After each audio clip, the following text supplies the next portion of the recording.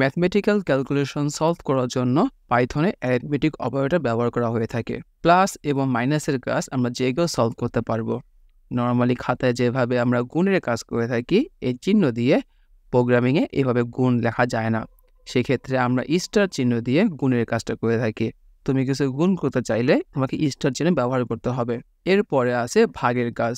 Normal খাতা কলমে যে চিহ্ন দিয়ে আমরা ভাগ প্রকাশ করি, প্রোগ্রামিংয়ে সেভাবে লেখা যায় না, তাই এই স্ল্যাশ ব্যবহার করতে হয়। অ্যাকচুয়ালি কিবোর্ডে দুই ধরনের স্ল্যাশ পাওয়া যায়, একটা ফরওয়ার্ড স্ল্যাশ, একটা ব্যাকওয়ার্ড স্ল্যাশ। তো আমরা ভাগ করার জন্য এই ফরওয়ার্ড স্ল্যাশকেই ব্যবহার করব।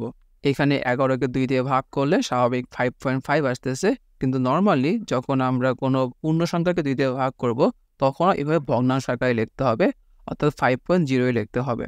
এর পরের চিহ্নটির নাম হচ্ছে ফ্লোর ডিভিশন। এটা অনেকটা ভাগের মতোই, বাট এক্ষেত্রে ভাগ করলে ভাগফল হিসেবে যদি কোনো দশমিক মান থাকে সেই দশমিক মানটা শো করবে না।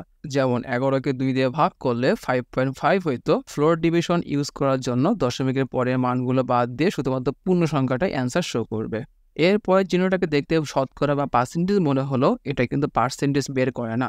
প্রোগ্রামিংয়ের ভাষায় এর নাম হচ্ছে মডুলাস বা ভাগশেষ বের করা, অর্থাৎ আমরা ভাগশেষ যেভাবে বের করি সেই চিহ্নটা হচ্ছে এটা। যেমন 11 মডুলাস 2, এটা যদি আমরা ভাগশেষ বের করি দেখব অ্যান্সার 1ই আসে।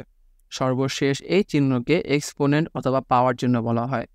যেমন 2^3 এর মান 8 হয়।